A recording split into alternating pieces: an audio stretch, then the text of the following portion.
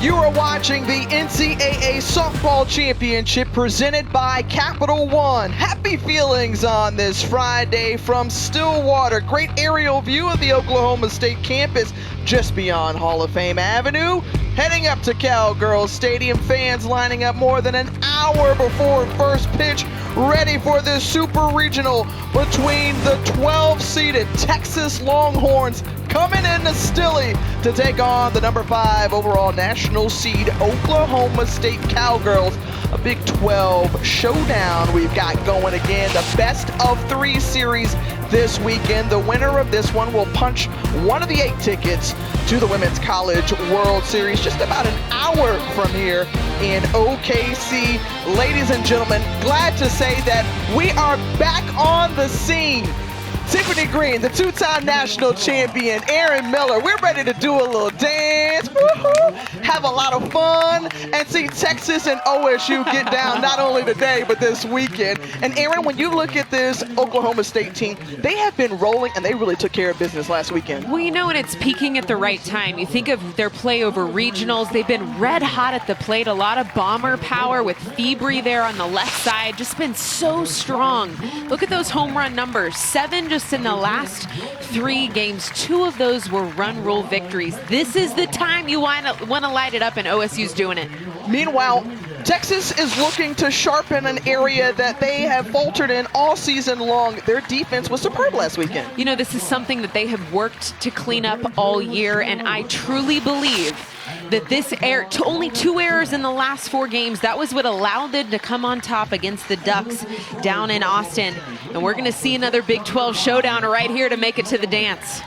The 5th meeting of this season between the 2 teams. 2nd time in the last 3 years, Oklahoma State is hosting a super regional. You will not want to miss this. Come right back with us to Stillwater.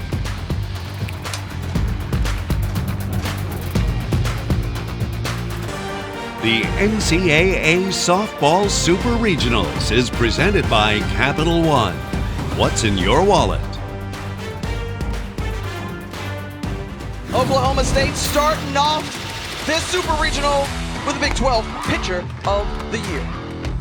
Eberle, as you can see, a sickening drop ball that just slides right off the table. She's hard low in the strike zone.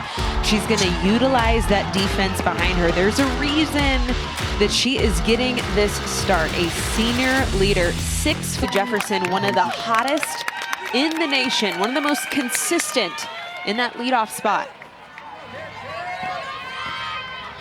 And she is ready to receive the first pitch from Carrie Eberle on the outside corner for ball 1. Jefferson out of Humboldt, Texas, the junior who is just almost automatic at the top of the lineup. The all-time singles leader in program history. Notched that accomplishment a few weeks back. And quickly ahead of the count, 2-0.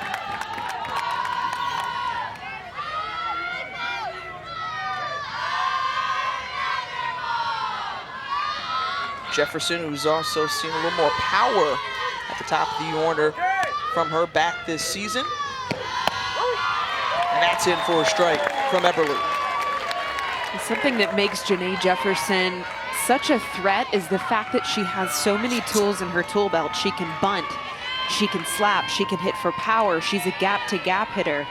And the speed, she just has every threat, every tool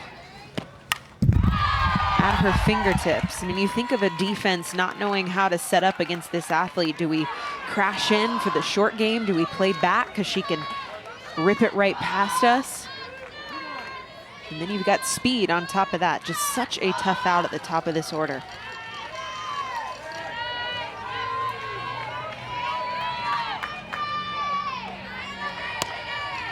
The pitch on the way from Eberle. And just as we mentioned, the singles leader at Texas, and she is aboard safely to lead things off. As we look at the defense behind Carrie Eberle, we mentioned the conference pitcher of the year. It's Alexander Factor and Busby in the backfield, in the outfield rather. And Febri, Petty, Naomi Pennington in the infield with Reagan Wright, one of the transfers into this program this season behind the dish.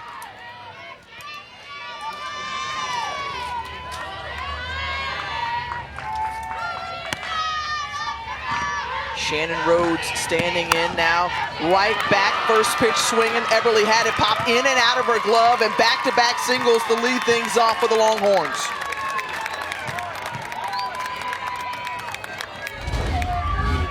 Well, this is part of Eberly's game plan, is getting ground ball outs. Easily could have rolled up a double play here, but unable to keep that double hopper in the web. Rhodes, one of the 4 players who transferred over from the University of Oregon following their head coach, Mike White, and they were able to outlast the Ducks in a grueling final day of play in Austin. Their games concluded on that Sunday at 1:16 Central Time, going into the wee hours of Monday morning to advance to their 6th Super Regional.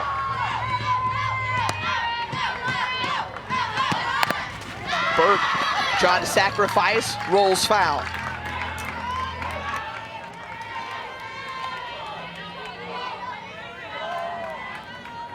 Mike White, when we talked to him this week, he said he was still numb early on in the week after those long, hard-fought games, but certainly excited to see the transition that he's made from Eugene to Austin go over so smoothly,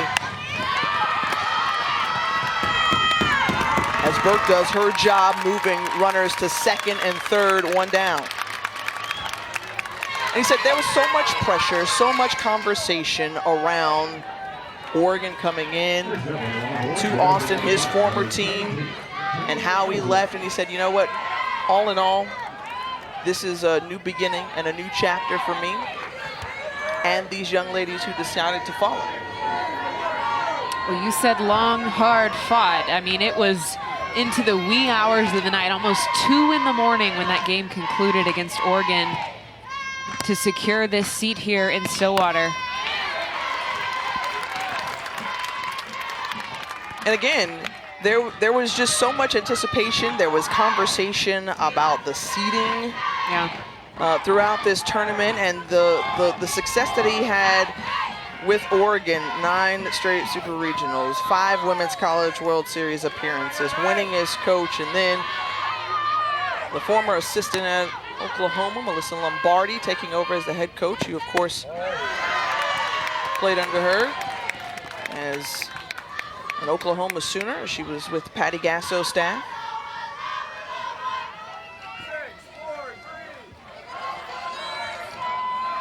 Taylor Ellsworth, the DP in the lineup.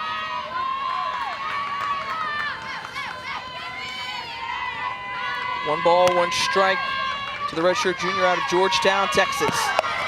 Again, laying it down, does her job. First run manufactured here in the first inning for the Longhorns. On the board,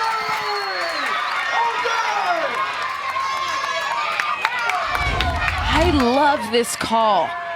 Right out of the gate, Texas is proving that they can execute in any situation. And a team that's had a record offense all year long, and they rely here to score first on short game.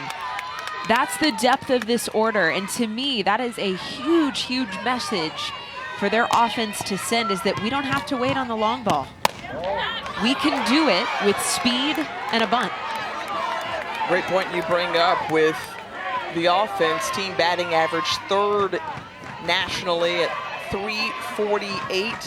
Top 10 as well in runs per game at 6.7. And Mary Iacopo with an opportunity to add to it right here. Eberly still trying to establish that strike zone. This one low and out. Just pay attention to where this ball misses. You can see it's a curveball that kind of tails low in the zone, barely in the river.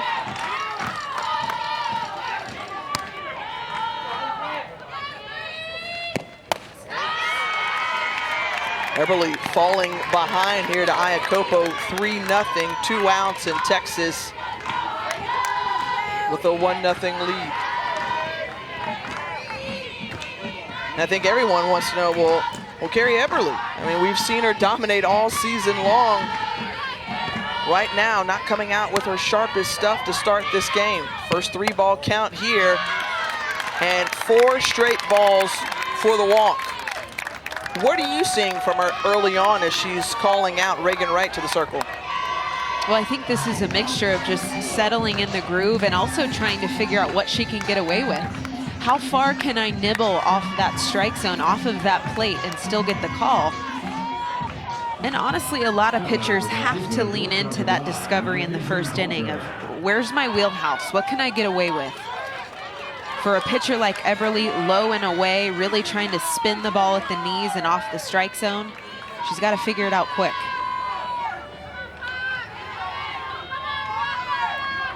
The lefty, Mckenzie Parker, standing in now with runners at the corner. And that's in for a strike. Her numbers from February to April, unreal. 0.85 ERA, but in this month of May, it's been a different story. I think that you can attribute that to just the level of competition. Softly hit back to Eberly. She's able to gather it and get the runner at first in time, but not before Texas able to push across a run the top of the first.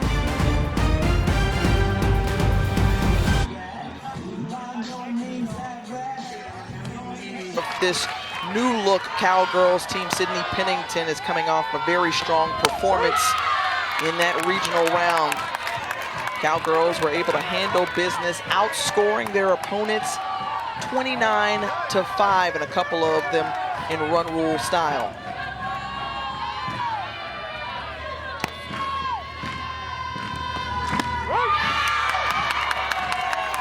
Back-to-back strikes to Naomi to have her down in the count, 0-2.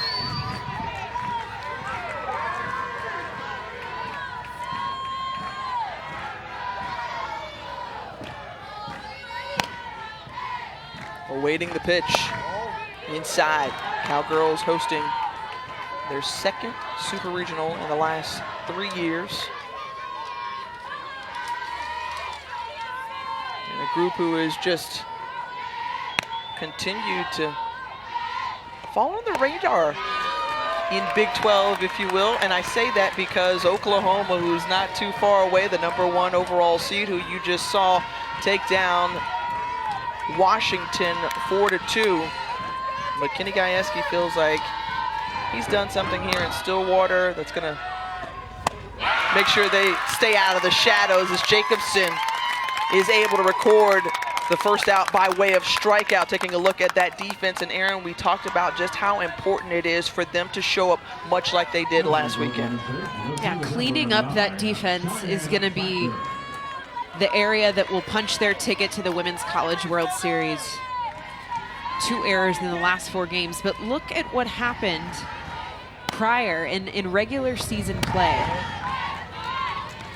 You know, when you think of what it takes to get to that championship field, it's not just the routine outs, but it's the ones where you are putting your body on the line. You're cashing in those double plays when it matters. You're getting lead runners out. And this has been the area that Texas has struggled, but because they were so strong defensively against Oregon,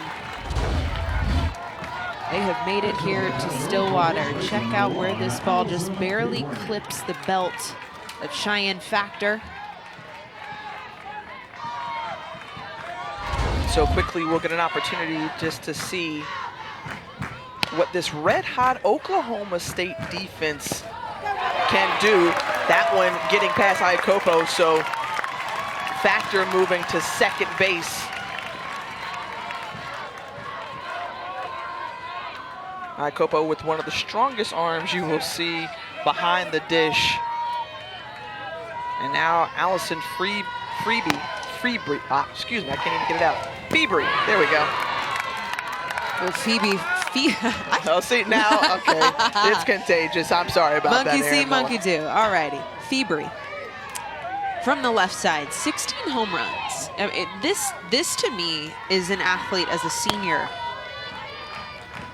who has stepped into a 3-hole spot in this 1-9 and has taken the reins as far as leadership in this offense. From what I have seen from the start of the season in February to now, she's gotten better as the season has unfolded. She sees the ball well. She doesn't swing at things out of the strike zone.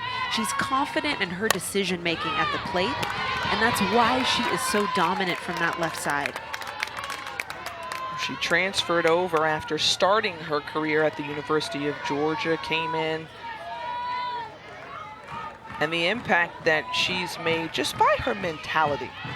You know, Kenny Gajewski said she's got this throwback kind of mentality, just so hard-nosed, tough, great worker. And Febri tagging that one, lacing it into center field, a 2-run homer off the scoreboard. Exactly the power you mentioned right there, Aaron Miller.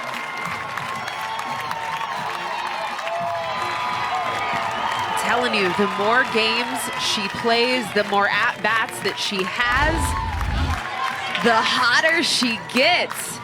This is a no-doubter. It's the deepest part of the field, and she knew it. Look at that look in the eyes, so locked in. The crack of the bat, that's a beautiful sound, but those eyes said everything. Aaron looked like a big meatball that she was just ready to devour.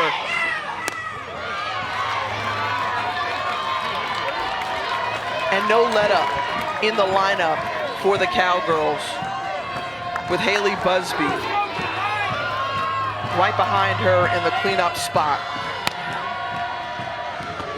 Busby, too, another transfer into this program, started her career at the University of Georgia, excuse me, at the University of Virginia.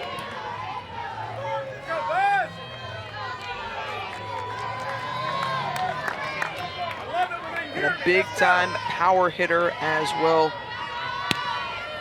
Tied with Febri now for the most home runs on the team. And let's look at the numbers just for the Cowgirls and their home run power. I don't know what they're doing here in the state of Oklahoma, but it is working. Program record, 87 home runs on the season.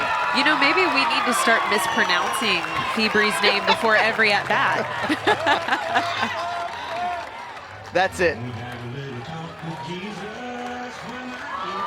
So coming out just to have a quick conversation with Molly Jacobson, you look back to that last outing back on May 23rd.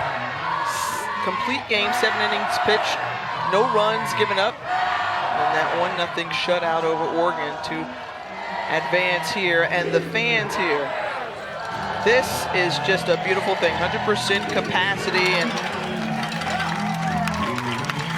OSU fans, they know how to come out and support their team. And Aaron, we were talking before about just what it's like to play here, especially if you're an opponent. And Mike White said, you've got to be prepared for that crowd noise. No, I'm telling you, the OSU fan base, it's all in good fun, but they come locked and loaded to heckle the heck out of you. I've been in the outfield. I've been in this position. It's not an easy place to play. I've had a few Facebook profiles be printed off in my days and read off to me as an outfielder. That's great stuff. I'm wondering what Lauren Burke, Shannon Rhodes, and MK Tedder might be hearing. While in the outfield, Busby sharply hit to third base. Camille Corona is there. Now 2 away. Corona, that's a routine play that you want to see, but we've talked about the defense all along throughout the regular season, and it was Corona who really stepped up at that hot corner. Well, you know, when I look at this defense, Tiffany, I've called a lot of Texas ball games this year, and virtually every single time I have covered them, it's been different pieces out on that field.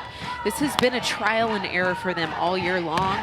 You know, I haven't seen Tedder this much in the outfield. Tedder starting in right field. You see Corona, who's emerged late in this season. Smith, J.J. Smith at first base, who's been this late emergence of power and consistency.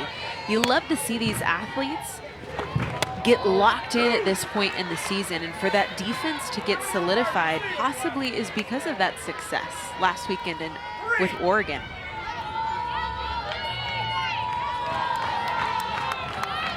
Sydney Pennington, who has really worked on her approach coming up to the plate the last few weeks, just focusing on taking some quality at bats. It's served well and in her favor as she became the Cowgirls' all-time home run leader, knocking her 36th career shot out of the park over Mississippi State last week and breaking Tiffany Mickelson's record. Well, you talk about power. Look at these numbers. Tiffany Mickelson, which actually was here, she was here when I was playing. Got to know Tiffany very well. That record shattered by Pennington. Strikeout by Molly Jacobson, but not before Cowgirls respond. Her 17th home run of the season grabs the lead for the Pokes. Let's take it to the second inning.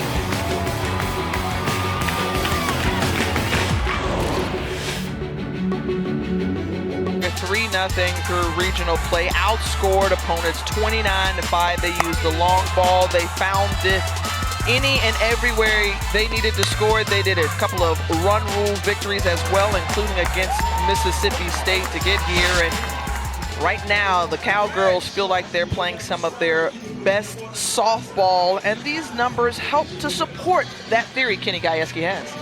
Getting hot when it matters, peaking at the right time. OSU softball has been so strong all year long, but when it comes to this point in the season, you gotta have a little extra something in the tank. And they had it last weekend. Meanwhile, Carrie Eberly, who gave up back-to-back singles to lead things off, and Ellsworth able to bring home a run for the Longhorns. We'll see how she responds here in this second inning as MK Tedder leads it off.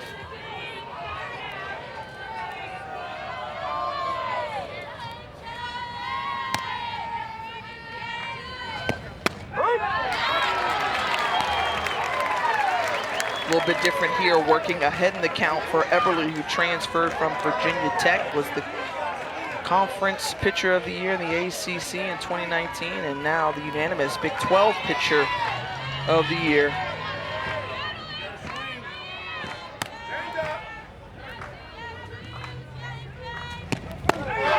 And strikes out Tedder, her first of the game.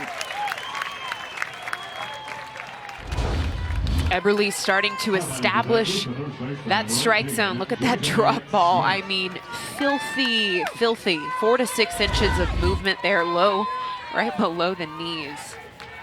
Wow. Graduate student here now as a super senior on this team. That's a popular term that we've heard coined, especially now because of COVID. So many players had the opportunity and decided to come back. It was their senior year, their final year of, or an extra year rather, of eligibility.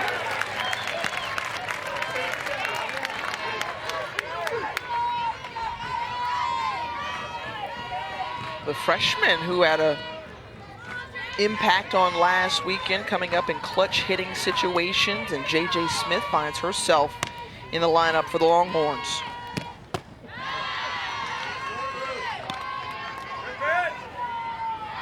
These two teams met during the regular season. It was the Cowgirls who got the best of them, but Mike White said, hey, look, yeah, we lost to them in the Big 12 tournament as well, but if I'm them, I don't want to play us again and try to beat us 2 more times at this point in the season.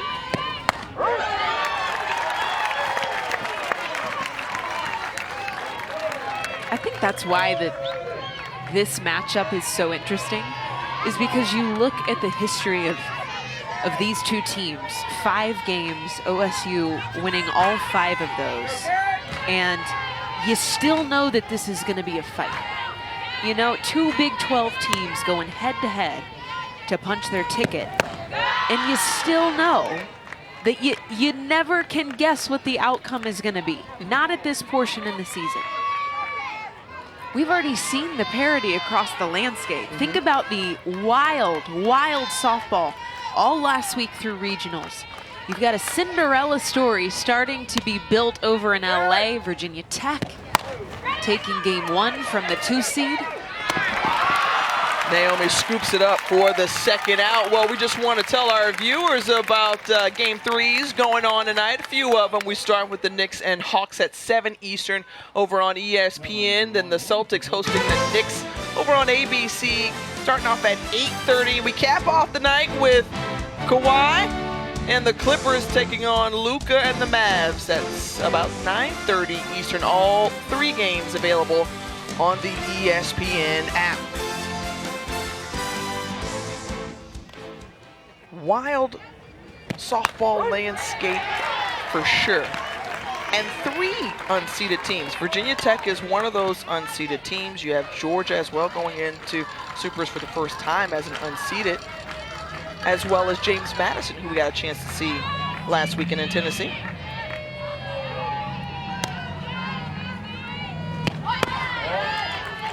Well, Keely Rochard pitched her heart out for Virginia Tech last night to grab a sizable win over UCLA against Rachel Garcia, one of the 3 finalists for National Player of the Year.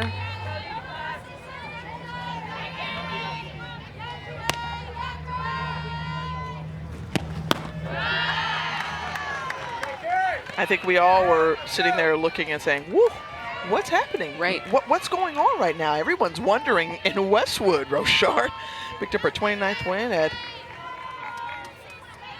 12 Ks.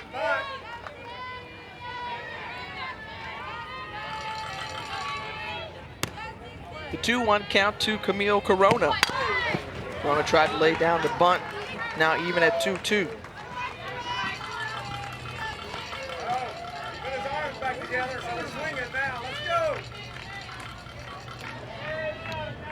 Corona is starting yet again, found herself as a late insert into the lineup, into that starting rotation for Mike White. She started the last 13 games, and those were all first of her career.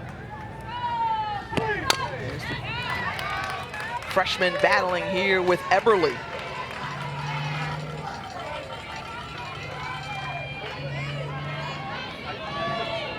That is the beauty of this sport, is piecing it all together, finding those puzzle pieces that create the best product to put on the field. And for Coach Mike White, it was the introduction of Corona.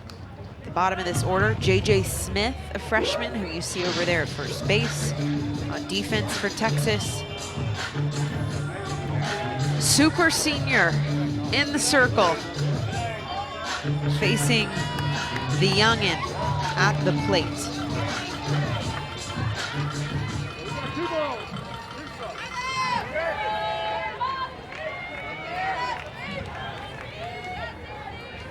Eberly looking in to right, checks the arm guard, and readies. I think the other thing you have to think about too, Tiffany, is because of this late, last 13 game emergence of Corona, how imperative this exposure and these repetitions will be for the rest of her career. Valuable, valuable exposure.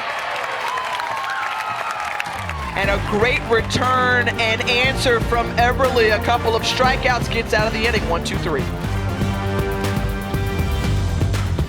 Flashing back to last Sunday and how crazy it was. It was Oregon who pushed to a decisive Game 7 in Austin. And let me tell you, folks, Camille Corona was so excited, along with Longhorn Nation, to record the final out as Texas wins to advance. And all smiles that weekend, and certainly glad to get some rest. I mean, the game was supposed to start at 3 local time. You have a 5-hour weather delay. It starts late. You decide, okay, this is going to be pretty grueling because Oregon didn't want to go home. Texas, though, was able to have the last laugh. You know, it came down to the wire, too, fighting the clock. NCAA having to extend that time cutoff to get in game 3, so they ended up collecting the last out just after 1:30 in the morning. Yeah. Keep that in mind. Not in the afternoon.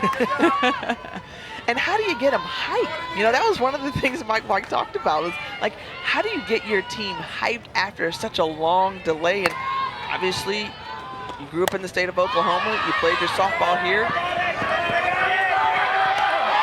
And Iacopo just having trouble tracking that ball down in the sun. So what would have been a foul out for Carly Petty means another opportunity for her to swing at the plate. Well, you do have high sky. You can see just a snippet there, just bright blue, not a lot of clouds, which can create a little perception issues. And also, it's sunny, guys. We got bright skies, sun is out. It's a beautiful day here. Jammed inside, and right there is Mckenzie Parker for out number 1, and there's a good look at the skies leading over and looking over Cowgirls Stadium. A beautiful day, we mentioned, and we are just so happy to be here. And I know the fans are glad to take in softball in this way. Aaron Miller, Tiffany Green here with you from Stillwater.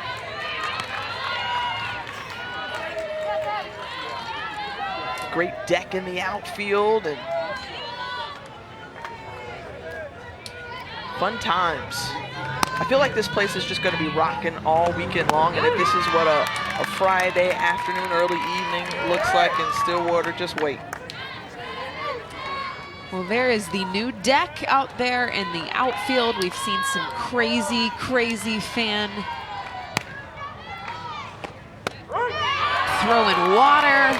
Got the air horns. There's all kinds of fun gadgets out there.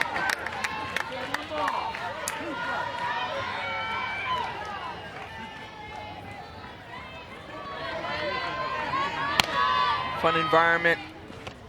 Taking in, watching Reagan Wright at the plate now. 2 balls and 2 strikes. The grad transfer. Played her 4 years at the University of Texas, Arlington.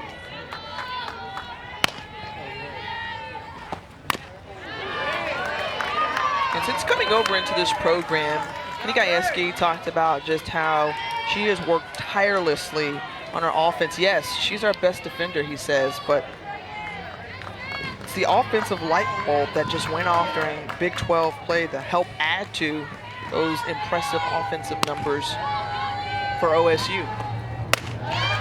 Well, and it paints a picture, because when you look at Reagan Wright's numbers, average coming into this weekend, $194, but it really doesn't display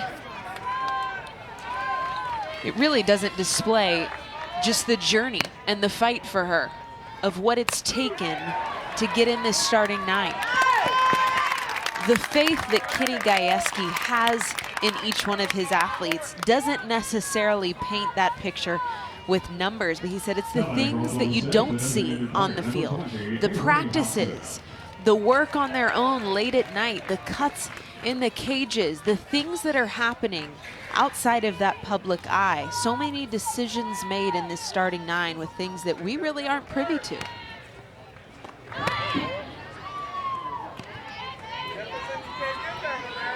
Avery Hobson, a freshman who is learning to adopt that mentality and understanding what it takes. And the corners continuing to charge in on Hobson. Not a lot of playing time this season, but when she's gotten in, able to produce double-digit hits.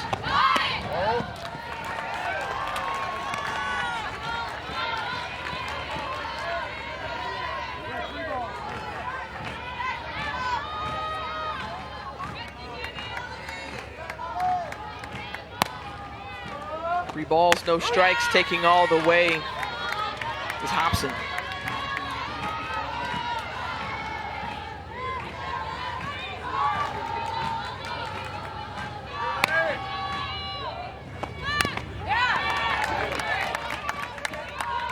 Draws full. Jacobson and Iacopo having a quick conversation.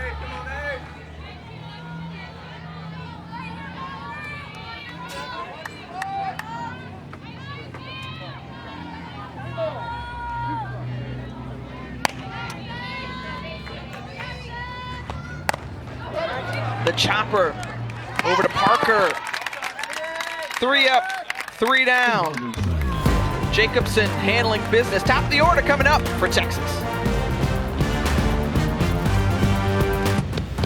You are watching the NCAA Softball Super Regionals presented by Capital One. 2-1 Oklahoma State with the lead as we head to the top of the third. And folks, coming up tomorrow at 3 Eastern, the Super Regionals will be on ABC. That's right, you heard it, the 3 letters. ABC, top seed Oklahoma takes on Washington in game 2. And oh yeah, somebody was dancing their way to Oklahoma City before. Ooh yeah, get it girl. Nothing like a good time, whether you're at Marita Hines Field or, oh, you get low, get low. That's how, get low, get low, get low. All the way, take it back. Let me tell you, like Nicole May, Jocelyn Allo, Mendez, Tiargini, they need to learn from you. You know, you and I danced in the open, so that was just a preview of what's to come. That was completely appropriate, by the way, all of it. 143rd home run of the season as a team for Oklahoma. I'm talking about like video game numbers going down in Norman. Hard to believe that number, right, when you hear it. That's a fair ball in front of the plate, and Jefferson is thrown out at first base. Good play by Wright.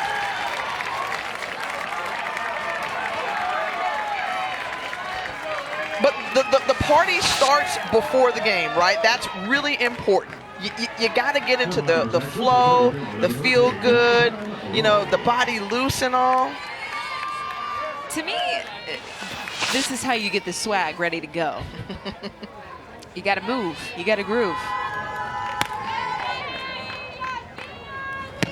Is it me, or is it that everyone's just excited to be playing postseason softball? Well, you know, it's been over 700 days since we've been here, so I think that's a fair assumption.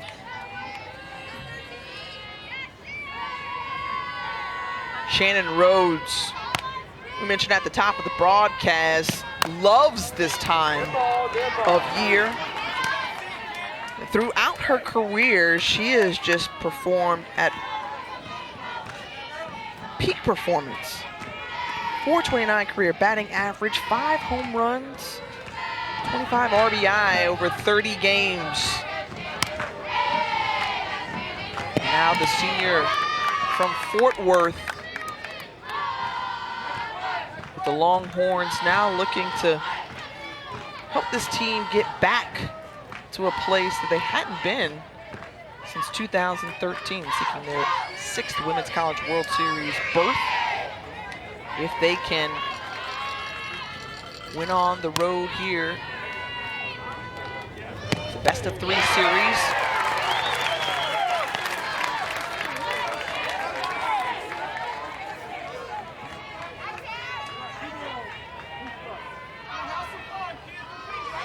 Mike White.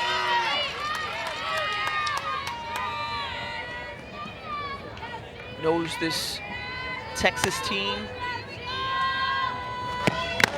is hungry for a win against Oklahoma State. The strikeout here from Eberly.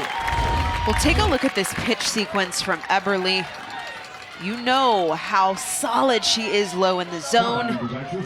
And then she creeps off that plate just another 2 inches. She climbs the ladder away from Rhodes. Just solid sequencing there from Eberly. And she struck out 3 of the last 5 Longhorn batters.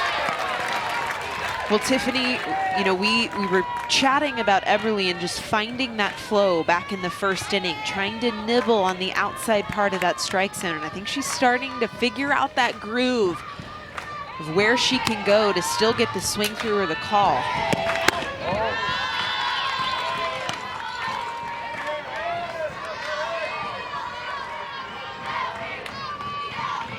Well, Eberly, who has faced this Longhorn team before, and it was Lauren Burke who went 3 for 5 versus OSU in that Big 12 tournament.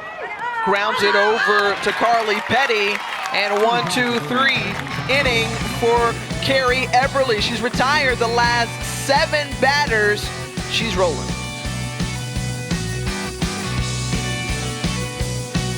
Well, back on May 14th in that Big 12 tournament, the last time these two teams met, it was a bizarre ending. Chelsea Alexander swings, and it's a walk-off strikeout, the throwing error from Mary Iacopo, and Carly Petty coming all around from first to score. We asked both of the coaches, had you ever seen a game kind of end like that? It was really wacky, and they said no. That was different. So I called that game, and it was wacky. I can remember a long haul. It was a hard-fought ball game, and for it to end like that just felt so counterintuitive, I guess, to how that game had unfolded. A 3-2 decision in Oklahoma City in favor of OSU. Chelsea Alexander, who was at the plate and obviously who was swinging and missing. That strikeout, still able to walk away smiling after that game. You know, when I compare the lineups and just the strategy of where players are put 1 through 9, I think of Jefferson in comparison to Kylie Naomi for Oklahoma State. Very similar type of athlete. I think of Corona in the 9-hole for Texas in comparison to here. Chelsea Alexander, speed at the bottom of the order. And rung up, struck out, looking. We'll go to the studio and check in with Chris Button.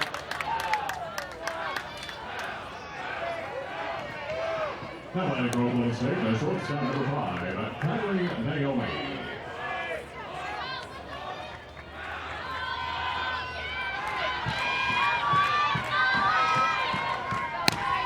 Thanks so much. We appreciate it. They do such a great job, both Chris Button and Jen Schroeder, 7 innings. And the Women's College World Series champions, Kenny Gajewski was a part of those two for the Florida Gators, won back-to-back years in 14 and 15. And so he's trying to take this Oklahoma State team back to the Women's College World Series when they made it back in 2019.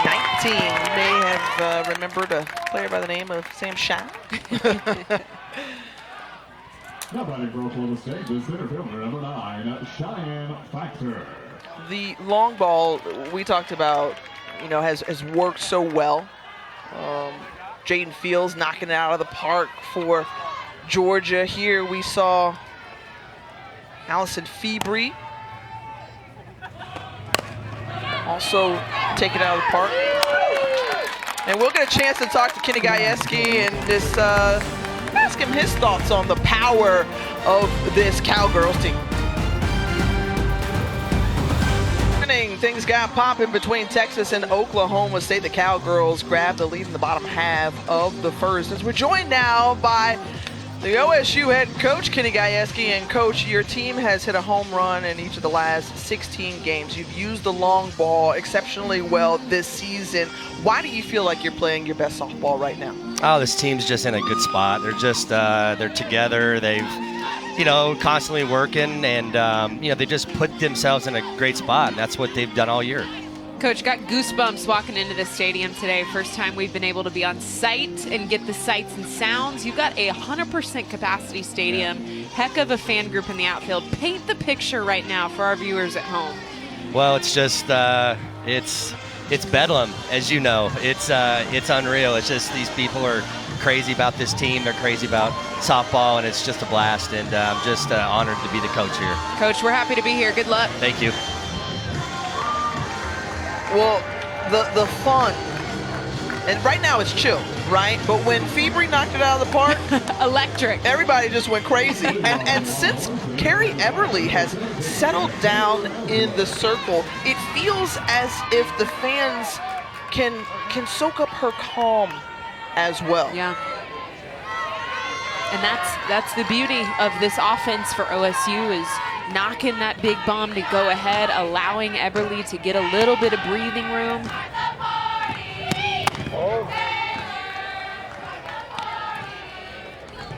Capacity here at Cowgirl Stadium. They say 750, but I don't believe that. There's plenty more room for fans, and they find and fill every crack and crevice and green patch they can. 3 total runs scored in this first inning. No base runners since here, as we're in the top of the 4th. Taylor Ellsworth with a 2-0 count.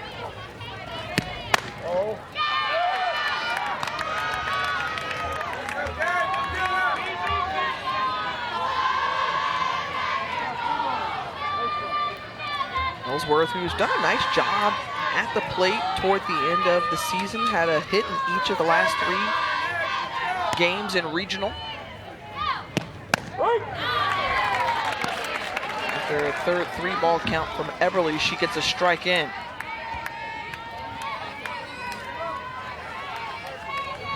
Texas coming in 42-12 on the season.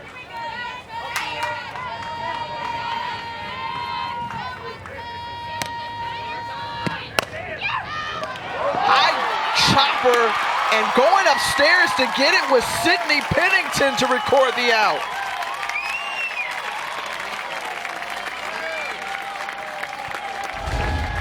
Let me tell you, the hot corner has been tested time and time again this postseason.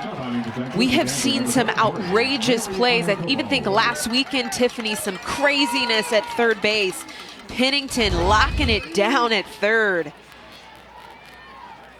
Outstanding defensive effort there from Pennington. Saw her make one of the best plays I've seen all season during the Big 12 championship. Flashing the leather at third base.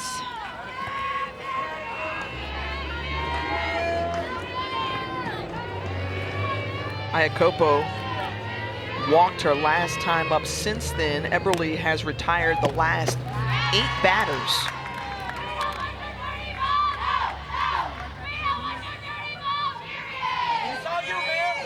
And we watched her just find her way a little bit. Wasn't bringing her best stuff when we saw her open this game, but since then found a way to settle in and get into her comfort zone. Yeah, almost 50-50 on that strike-to-ball ratio, starting to turn the corner into better command. The grounder over to Petty, and Petty flips it over to Febri, 2 away. Utilizing that defense. It's the 7th ground out that Eberly has induced. So, and that's her game plan, Tiffany, is to find that low strike zone right at the knees, make that ball dance, and utilize the defense behind her.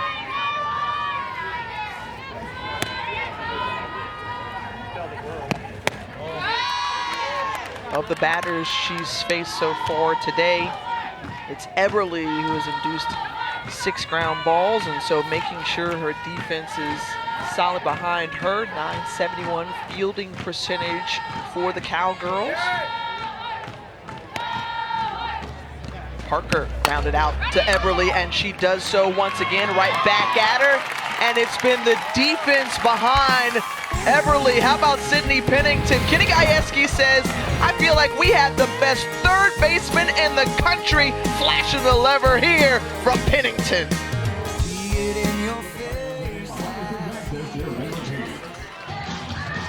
Back here in Stillwater, we're joined now by the Texas head coach, Mike White. And what have you liked out of Molly Jacobson? That last inning, just 7 pitches needed, 6 of them for strikes. Well, that's what I told her after the first inning when she threw 22 was, you're giving him too many looks here. And, her changeup wasn't working for her. But she's come back, and now she's hitting the strike zone and making him chase the pitches she wants him to Coach, chase. A heck of a weekend and a journey last weekend. I know recovery had to be a big focus as well, but what else have you guys really focused on adjusting walking into Stillwater?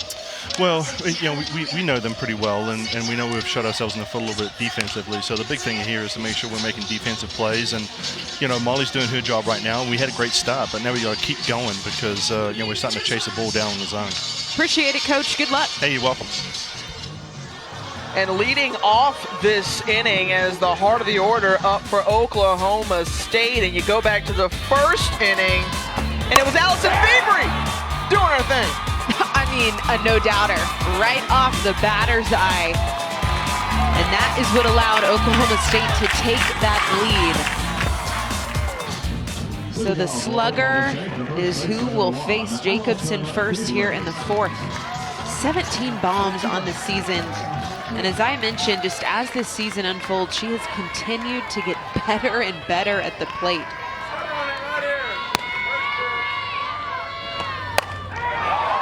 Puts this one in the air again, giving chase. Can you believe it? Another one. Major key alert. Don't pitch to Allison Fabry. Major key. I mean, can we paint the picture any better? As this game unfolds, Fabry continues to get even stronger at the plate. Check out the look. Like a beach ball coming into home plate, she sends this one almost to the same part of the field. This one is a high sky, but it clears the fence. She's responsible for all 3 runs put up by Oklahoma State, her 3rd RBI of today. Fabry is feeling it. And oftentimes that feeling can be contagious. And so now Haley Busby at the plate, big cut there, trailing in the count 0-2.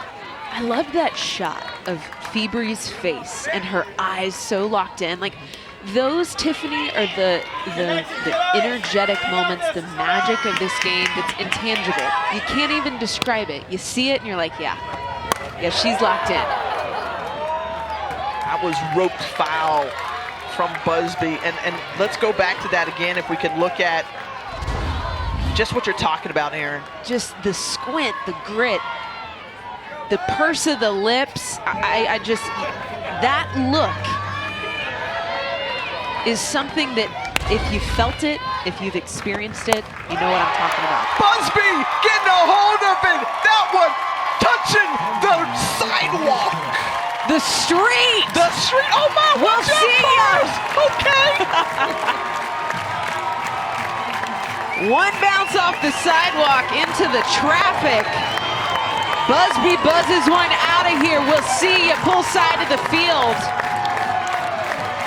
And all of a sudden, Oklahoma State coming alive. The load, the turn, and this one is just bat flip and everything.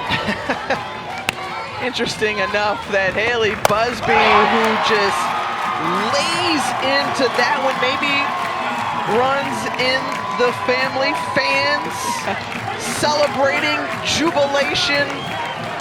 Water bottles going. I gotta tell you guys, from watching at home, Tiffany, we have called an entire season from our home studios. To be here in person witnessing this, I got goosebumps.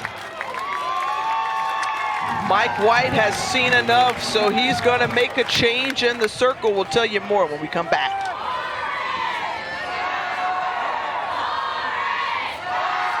The Longhorns tap the freshman Riley White to step in. This bottom 4, and Oklahoma State on top 4-1. You see the numbers on the season. 20th appearance for White, 5-1 on the year. And a player who is going to put her defense to work, as she likes to lead the ball down the zone. A lot of drop balls in the stadium today. Low in the strike zone is Riley White.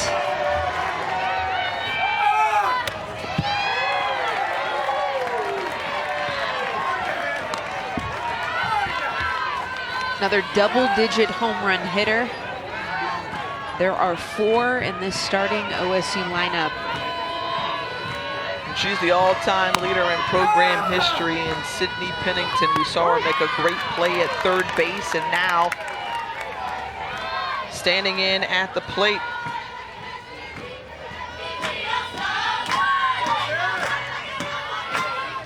You know, Tiff, you call different sports. You and I have talked about the atmosphere of softball. This one rolling to the wall, and Pennington standing up at second base. I feel like I know where you're going. There's a reason why you love softball, Tiffany Green, and this is part of it. The rally, the momentum, the atmosphere. It's the emotion within our sport. And I'm taking the words out of your mouth because you've talked about it with me. You know what? I give you full right. You know, you do you. This is what we do. Right. 4th extra base hit for OSU, and it's just, it takes a little something sometimes to get things going.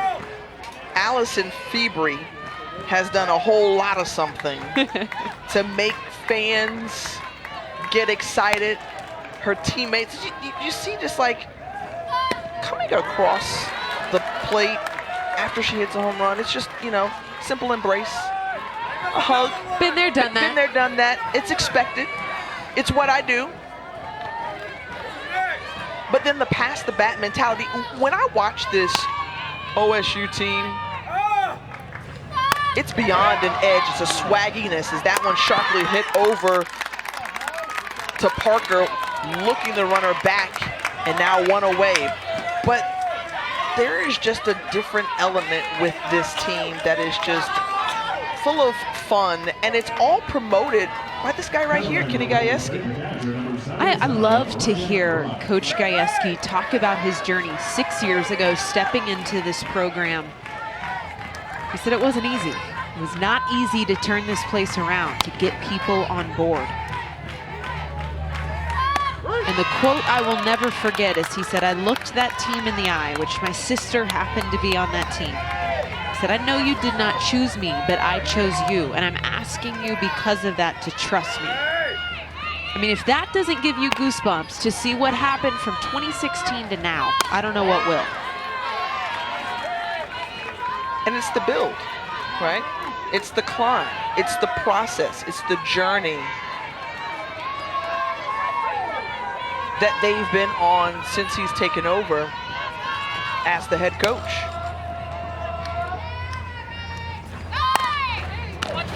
Corona handles the ground ball, and 2 away, and a player's coach is kind of how I would dub Kenny Gajewski. You go back to them taking a team retreat, very risky too, over to Broken Bow after the Big 12 tournament, just before you start NCAA tournament play, and he said it was the best thing ever.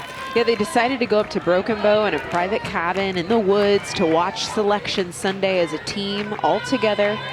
The staff had their own cabin, the girls had their own cabin.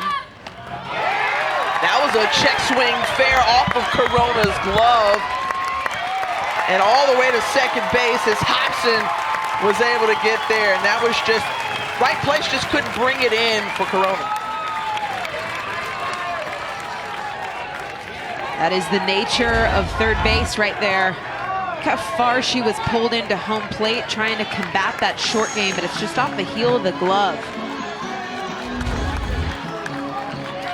We'll see how they rule that one.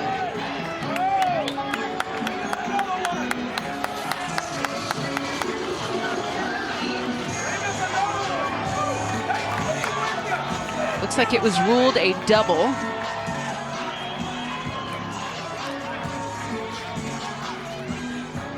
So you have on the one hand the time experience that, you know, we were talking about with OSU and the team, and then you have Mike White in this situation trying to, you know, relate to his freshmen and to his group that, you know, now is not the time to just give in to them and allow them more opportunities than necessary. You said that was the thing that we needed to do, not give them extra opportunities. That's one of the lessons we've learned from the past 4 games that we have played for them this season. Well, and you heard his answer. It's defense, cleaning up the defense. Corona makes that play right now. We're in a little bit different situation here. You likely close out the inning after it starts off with a couple of home runs. OSU getting a little more separation here. Instead, runners at second and third, and the 9-hole hitter Chelsea Alexander at the plate. And then you've got the leadoff, Kylie Naomi, standing on deck.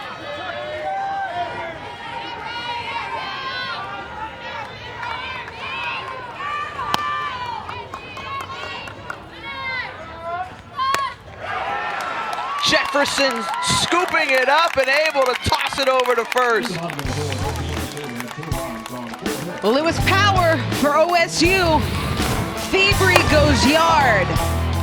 Her second one of the day, and then Busby sends it to the streets. 4-1, OSU got the lead.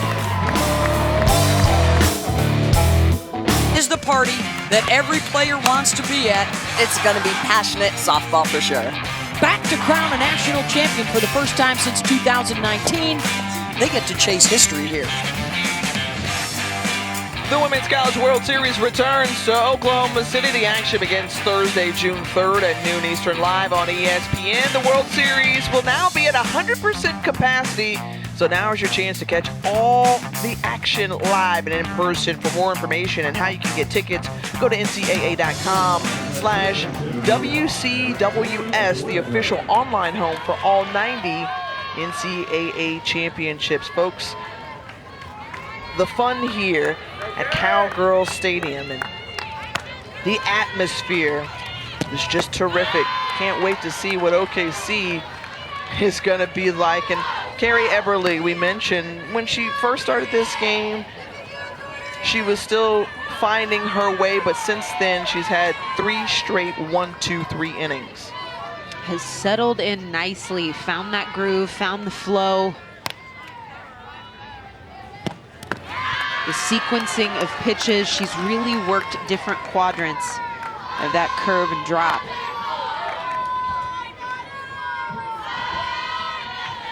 I gotta talk about Jordan Whitaker, the freshman here. This has been an athlete clutch off the bench. That one pops out of the glove into the hand of Pennington, and she's still able to make to the throw at first in time.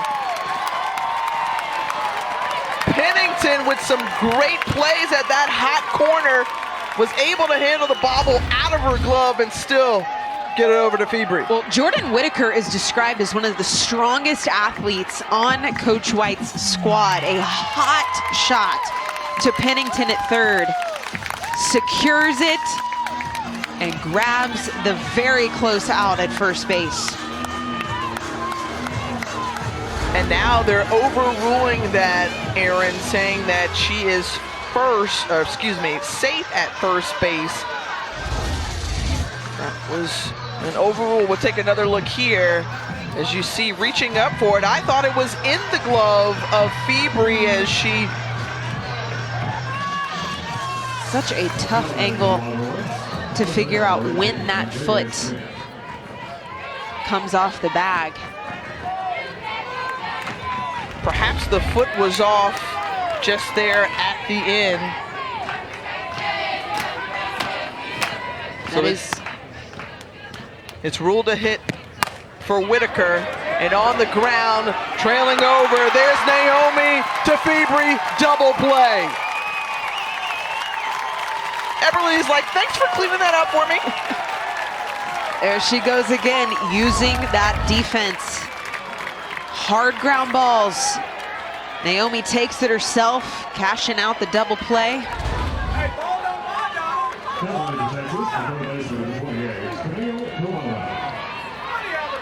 And the defense for Oklahoma State looking stout here.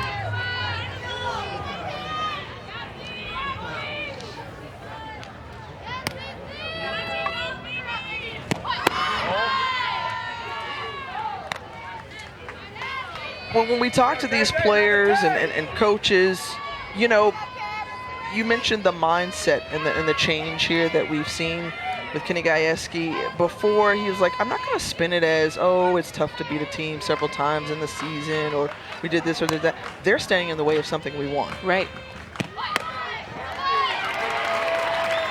And that comes down to just the point of season that we're in, the chapter in which we are currently witnessing both of these teams battle it out for to get to the Hall of Fame field.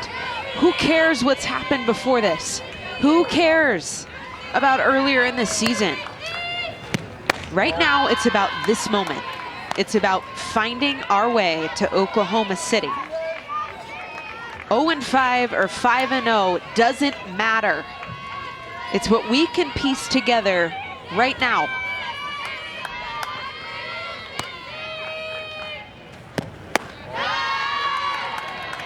Texas and Oklahoma State fighting to be one of those 8 teams you mentioned, Aaron, that will face off against some of the most elite talent in the country in Oklahoma City starting June 3rd.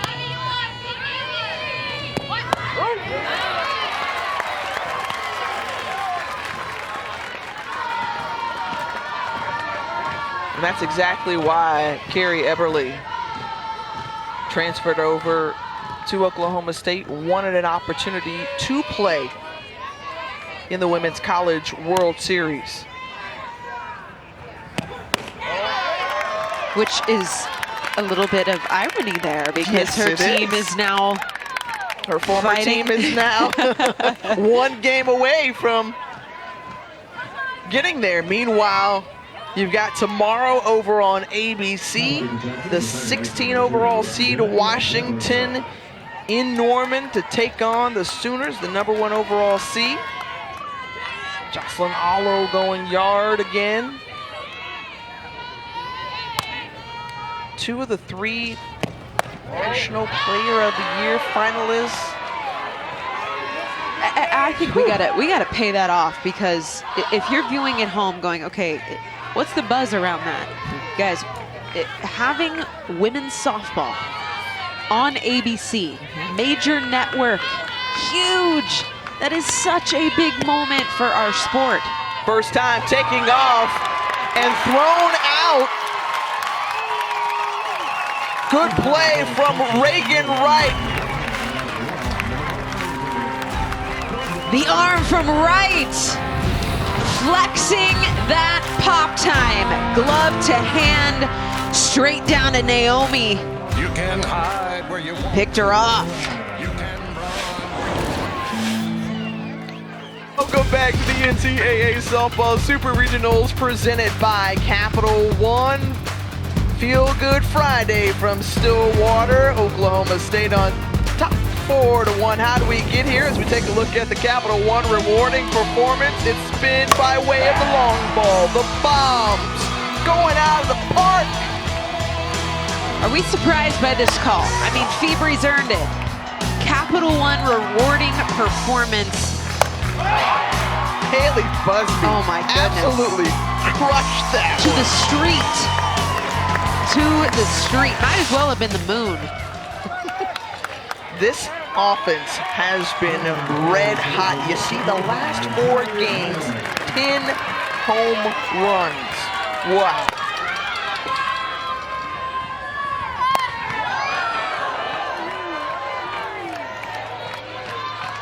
And Aaron, what's neat about this tournament is the fact that, you know, we're seeing a couple of, you know, conference rivals go head-to-head and super regionals play, but with 3 teams out of the Big 12, it's not common at this point to see them face off in supers. It's been since 2005 that we have seen 2 Big 12 teams fighting in the supers against each other to get to the Women's College World Series. So if you're viewing from home, which you are, you can be guaranteed out of this Stillwater site you will have a Big 12 team make it to the Women's College World Series. We haven't seen that TIFF since 2005. When the regional format was introduced, going back to first base and Iacopo catching. Naomi trying to be too greedy over at first.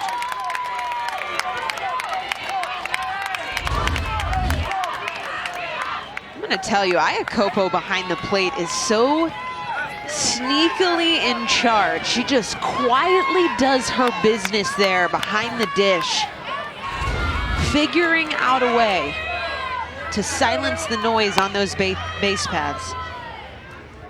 And she has like a cannon for an arm. I mean, we saw it and it worked in her favor there, but you go back to that Big 12 tournament and we mentioned her throwing error at first base. You know, it's kind of like the gift and the curse. Right. You know, we've heard coaches kind of reference that about Iacopo. And her arm. 2 balls and a strike to Cheyenne Factor. And on deck is Allison Febri. 2 home runs already today.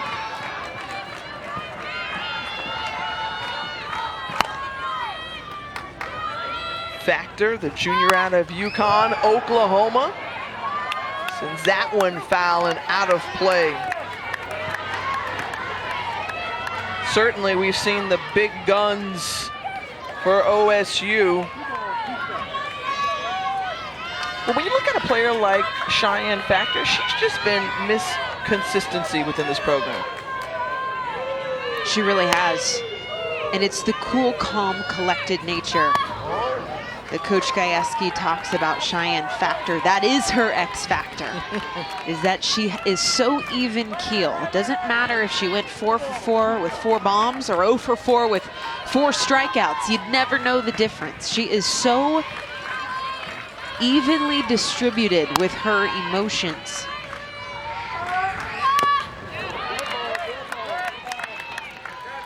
And I just think back to, like, you know, her freshman year when she had some really, you know, key plays, some pivotal moments in games, and sometimes even on the biggest stage, she was able to just show up and make it look easy. Sports Center top 10 plays, catches.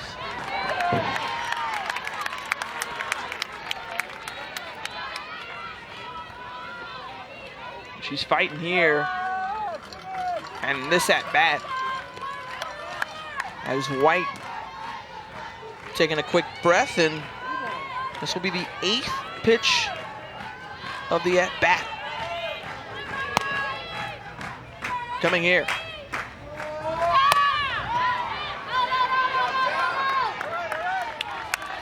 You know, I think it's also worth noting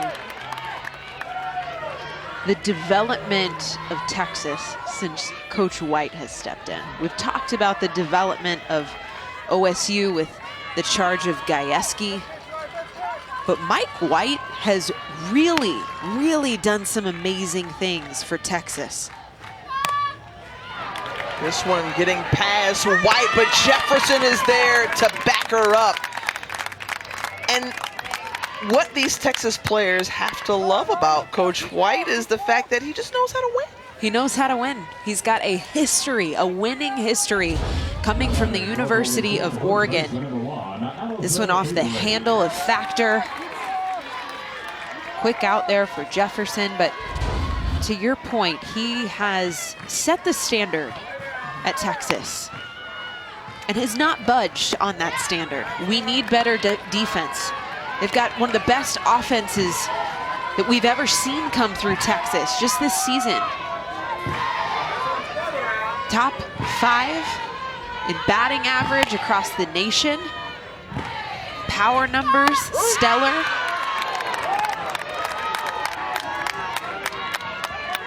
And when you talk to Coach White, Tiffany, you've got a sense of this too. Like, even when we got to talk to him in the 4th inning, he's just very matter of fact.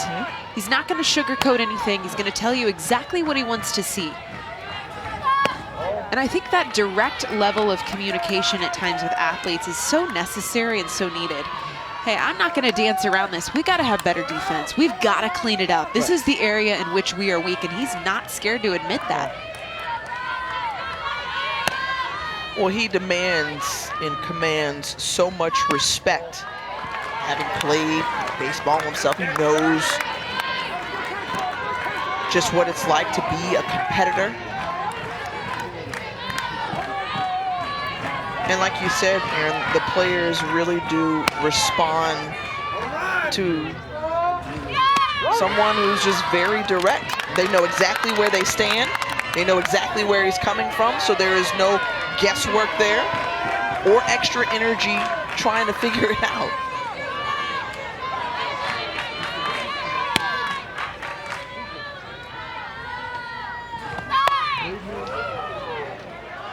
Febri fouls this one off, still a full count.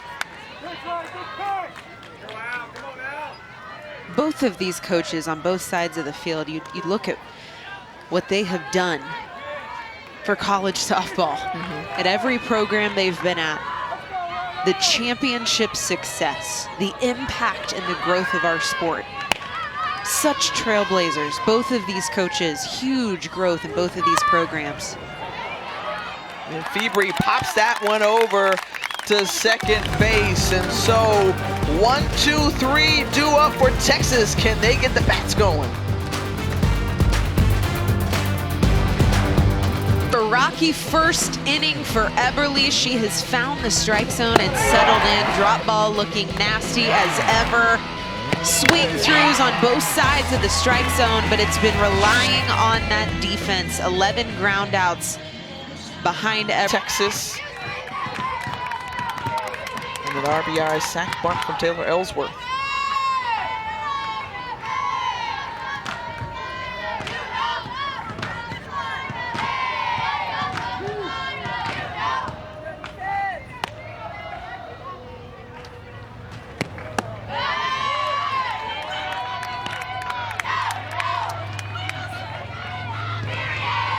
The importance of getting the runner on to start the inning, all the more important here as Texas down to their final 6 outs.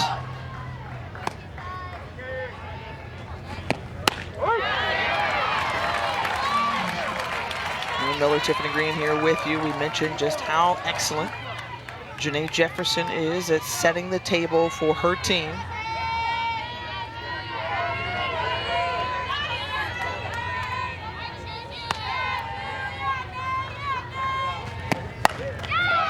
And there she's able to get it to bounce off the glove of Naomi at short, and she's aboard safely. Second base hit for Jefferson. Tracks the ball so well. Look at those eyes all the way to the barrel. Seeing that contact point. That's why she is so good. She does not swing at anything out of the strike zone. Only 6 strikeouts on the year. Put that in perspective. I mean, wow. And more than 160 at-bats this season. That number beyond impressive. Shannon Rhodes, who also had a base hit back in the 1st.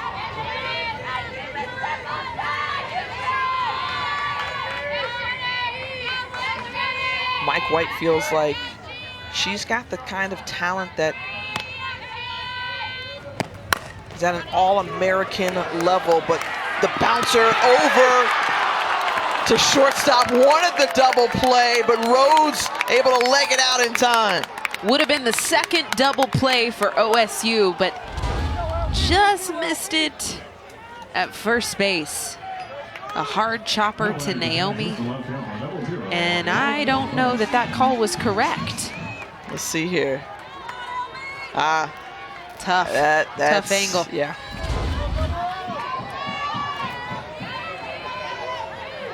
Rhodes is at first. 1 out for Lauren Burke.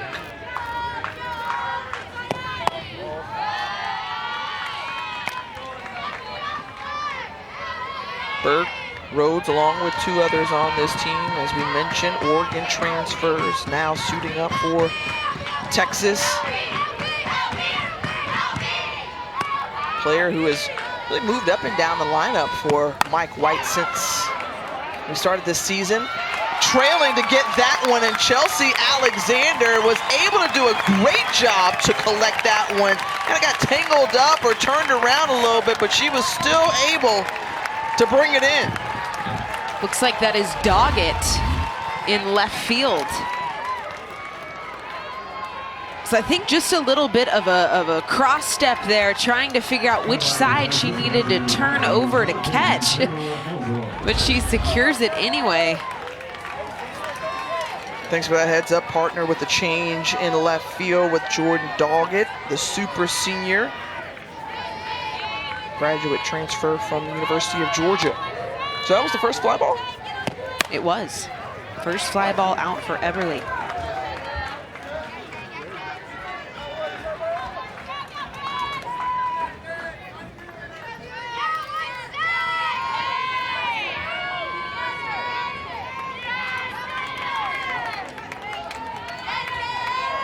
Taylor Ellsworth helped to manufacture Texas's lone run back in the first.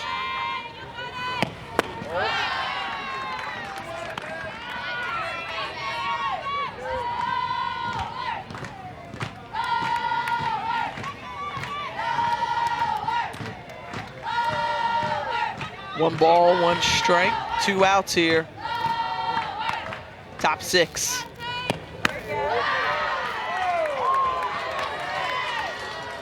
Another fun day of super regional play all across our ESPN networks. Coming up after this one, LSU and Florida State. That Baton Rouge super regional got interesting last night as Catherine Sandercock 2-hit shutout the LSU Tigers to take game 1.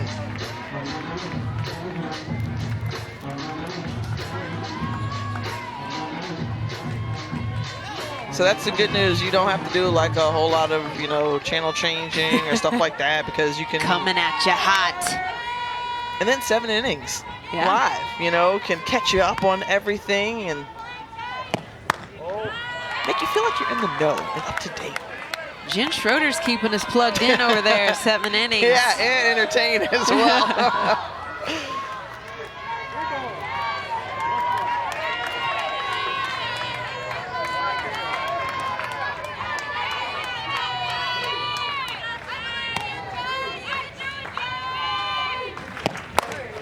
Ellsworth gets it through the 5-6 hole, the 2-out base hit from Taylor Ellsworth.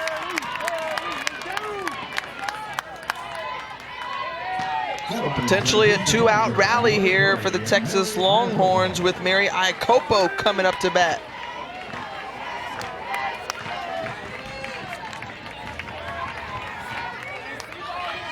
First team all Big 12 selection.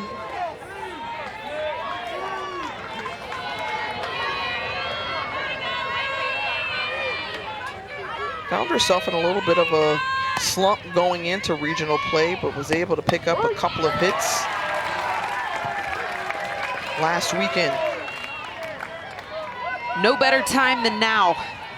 Iacopo, 15 bombs on the year and a 2-out back against the wall scenario. There are 4 outs left for Texas.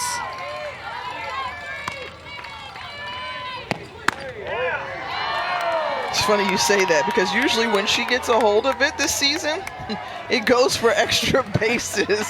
Well, it's been a battle of the long ball between Rhodes and Iacopo, both 15 home runs on the season.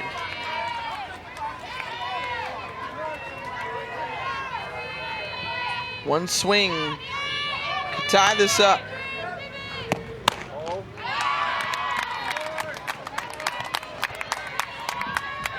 And you know, for Iakopo, you know that that thought has to be in the mind. As much as you want to be in this moment, as much as you just want to, okay, I'm going to work my way on base. You know, one swing could change the sequence of this ball game.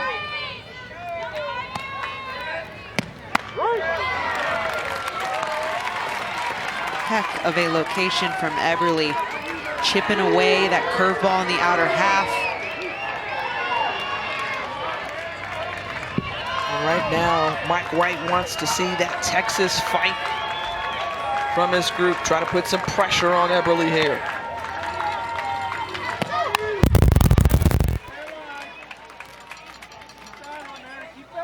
How about the iconic mustache and aviators? I need a t-shirt with just that. Iconic. Yeah, a little Magnum PI kind of feel, huh? I love it. Makes contact, lines it right out to Petty. And the defense cleans it up. Doggett with the half to make it play in left field, whatever it takes, and she got it done.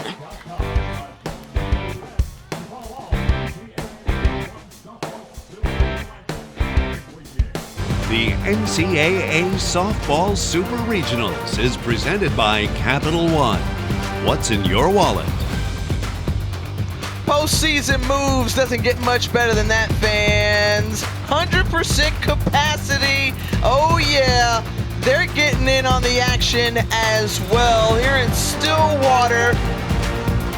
Best of 3 between Texas and Oklahoma State on this Friday evening. But of course, there's so much softball happening all throughout the weekend. You cannot get enough of it. I'm telling you. I can't get enough. If you don't know, now you know. Now you know. Haley Busby leading it off. She had that solo blast last inning. We're back in the 4th.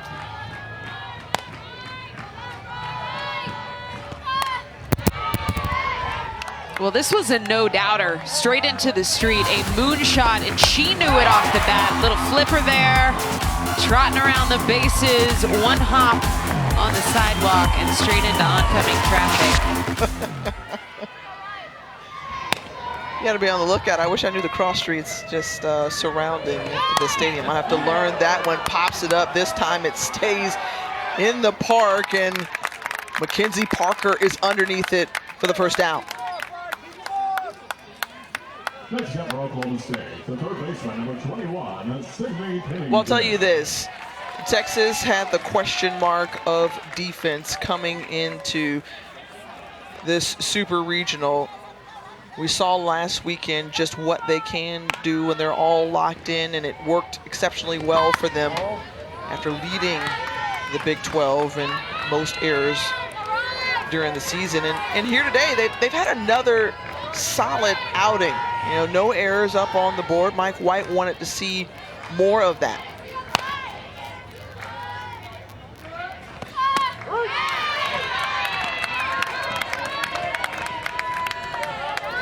Defense wins championships. There's a reason why we have all heard that phrase before. You can hit the long ball all day long, but a diving play, a double play, a robbed home run catch over the outfield wall. We have seen all of those things through postseason. Defense is what clinches that championship. No bones about it.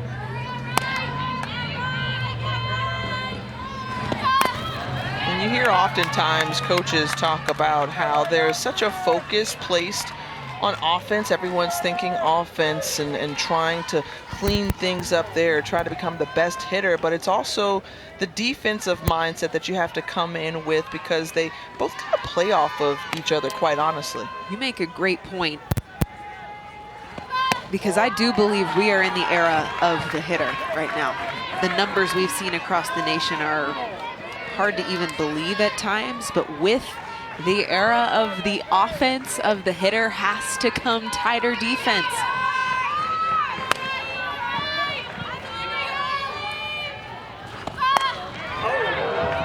When pulled foul.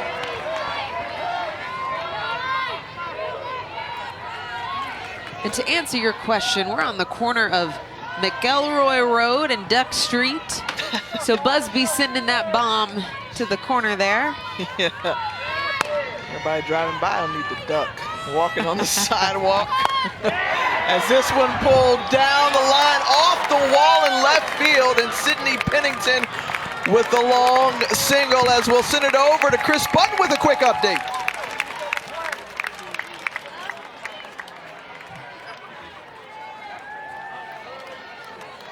That one across on the stage, the second baseman, number 14, Carly Petty.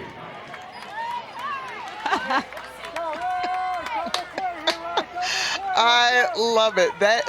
I'll take a glass. I will take after the game. Yes. After the game.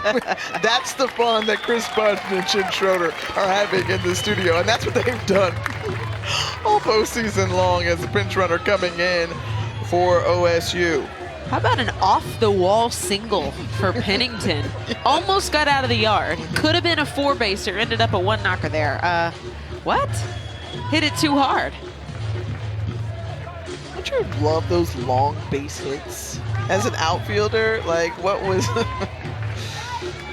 Because sometimes it's hard, it's tough to judge. It is. It is. This is a padded wall, so a hard bounce.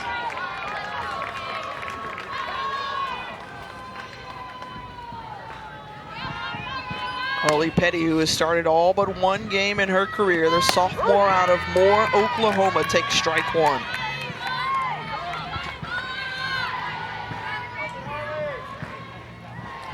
Wall's taking a beating.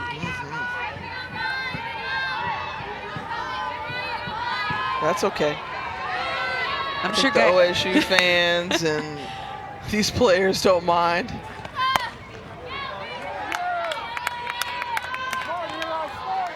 Petty was able to lift one out of here back in the regional round against Campbell. Opened things up last weekend.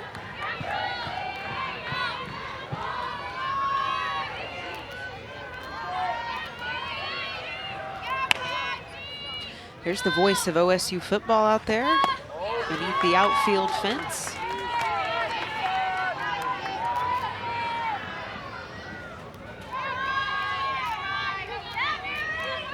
The new facilities that we continue to see throughout college softball, and it will continue to grow. One plan for here, and the fans have shown that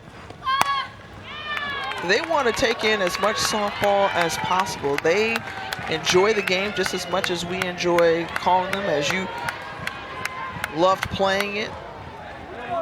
A sport that continues to grow and gain fans, like really pitch by pitch, game by game.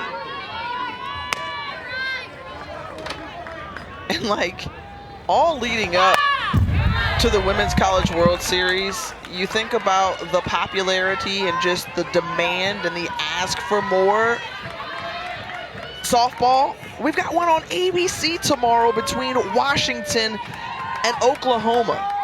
So like the future continues to get brighter and brighter for college softball, not only across the country, but I mean, our network, our big network. Oh my gosh. Is covering it and made a strong commitment. Let's do it again. Let's challenge to do more. I agree with you. And the whole softball world right now is just lit up over that coverage and the stage, that moment. The meaning of that TV slot. It goes so much deeper than just that. It is a true testament to how far our sport has come.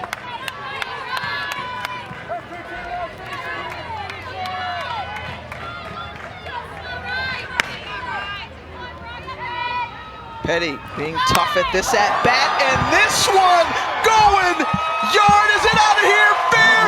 Yes. Oh no. Oh no. Oh no, she didn't.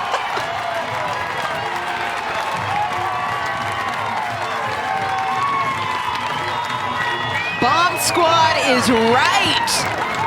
To the Duck Street, says Petty. Meantime, the game coming up after us. LSU, Florida State, getting ready. Chris Button, what you got?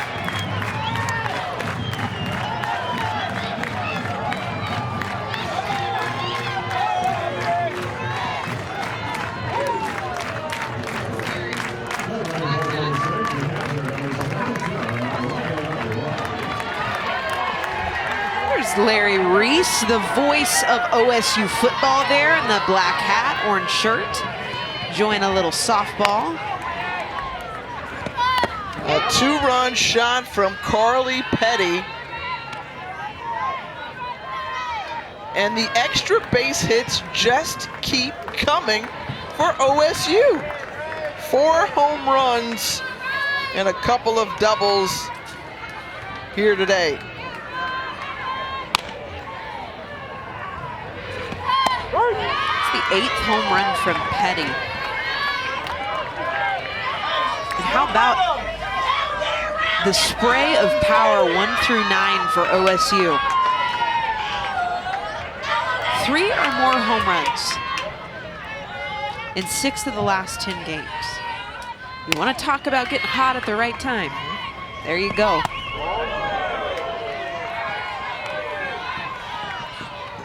What is it about Kenny Gajewski's team that find ways to get hot at the right time? And then I'm going to ask you, Aaron Miller, as a Tulsa native. What is it about the state of Oklahoma that produces the power that we see here? Something in the water. Look at the power. I mean, the beauty, the sweep of that barrel, the crack of the bat. You want to talk about sights and sounds that we've been missing, Tiffany? Yeah. Those, right there. In the water. Still water? Mic drop.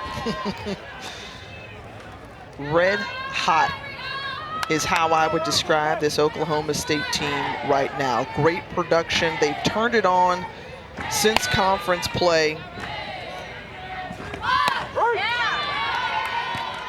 And I think what was interesting, Kenny Gajewski made a point to say, hey, look, during that Bedlam series against Oklahoma, who leads the nation in home runs, we out-homered them. Yeah.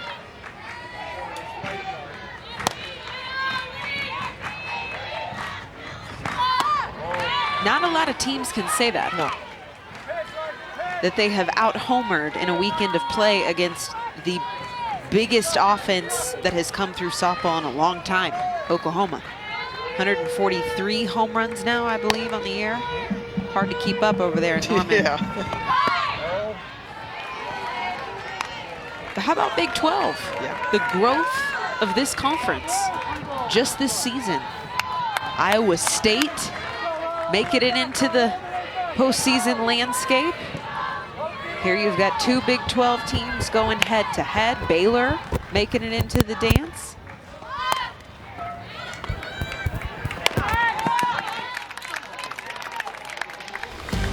Well, the Texas Longhorns with their last chance coming up. 3 outs remain. Let's see what they do with it.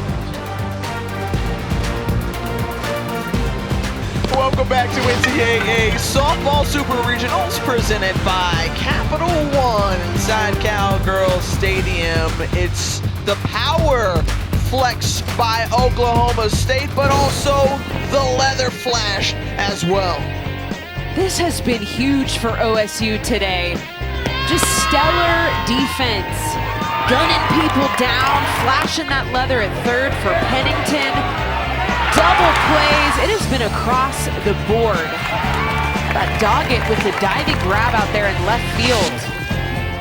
Coming in and then making a play like that right off the bench. And Texas has 3 outs to work with, trailing by 5. Running out of time, Mckenzie Parker leading it off. And Aaron, you said, hey, look, Gary Eberly, Big 12 Pitcher of the Year, had a rocky start, but then got jump-started in that second inning and really hasn't looked back. Maybe a couple singles last inning, but outside of that, it's been solid up and down.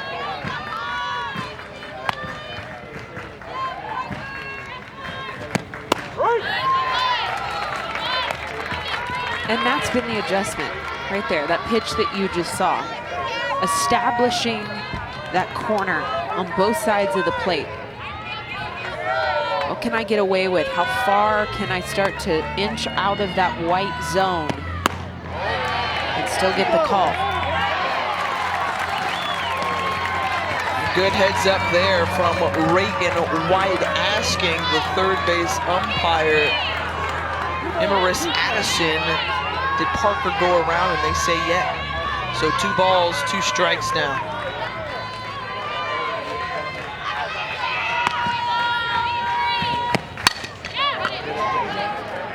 Over to second base, Carly Petty, and 1 down.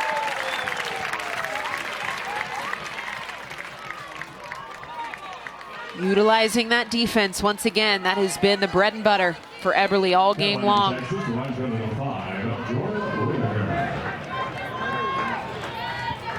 Mike White looking on, giving the sign to Jordan Whitaker. Whitaker, who came in as a pinch hitter in the 5th inning, smokes that one foul. Well, I'd mentioned the power of Whitaker at the plate, just a freshman. But when I get a chance to talk to Coach White about Jordan Whitaker at the plate, he says she's young, but she's the strongest hitter we have. Strongest bat, quickest hands,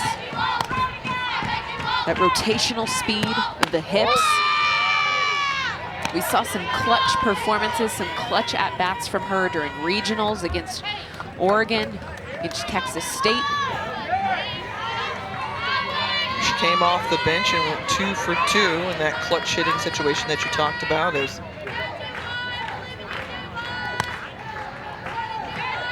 Texas saw some good hitting continue, because that's exactly what they've done all season long. But here today, 5 hits, Whitaker with 1 of them, but has not been able to add more runs after that first inning. And Mike White, who's top 10 in averaging runs, his team, he's probably saying, like, whoa. Yeah. What's happening? You're exactly right. And that first run coming off of a squeeze bunt. Short game. Where have the bats been?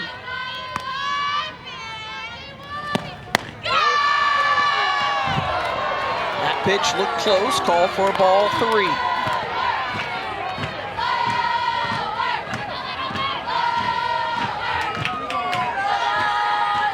Just a reminder, coming up right after us, LSU, Florida State. And that super regional matchup. And these 2 teams seem to always find their way to each other, especially in this round, as Whitaker is awarded the walk.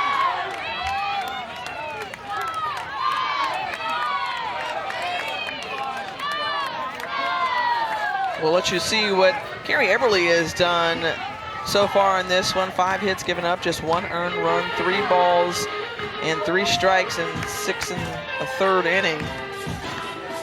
Trying to record the final 2 outs to take game 1 in this best-of-3 series. The winner of this super regional will advance to the Women's College World Series.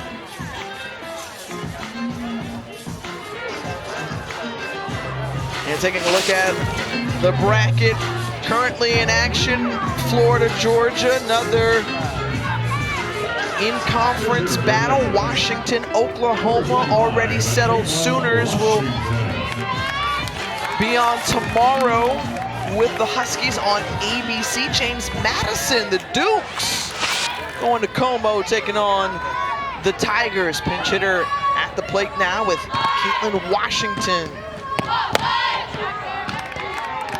Washington, those super seniors, reached safely in her lone pitch hit scenario back last weekend.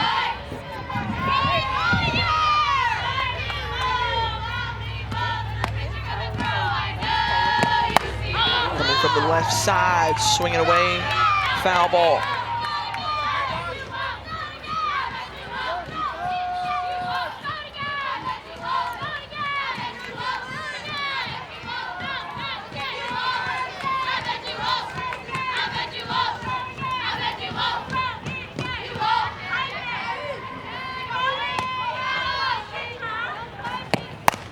Washington over to third base. There's one out. Double play to end the ball game. How fitting for the Cowgirls defense to do so. Every area of OSU today, pitching, Everly in the circle, defense outstanding, but how about the home run power? OSU came to play. 4 home runs left the ballpark. It was a 6-1 decision in game 1 for Oklahoma State. We'll be right back here tomorrow, Saturday at 4 Eastern. For the rest of our crew, Aaron Miller, I'm Tiffany Green. We'll send it over to Baton Rouge.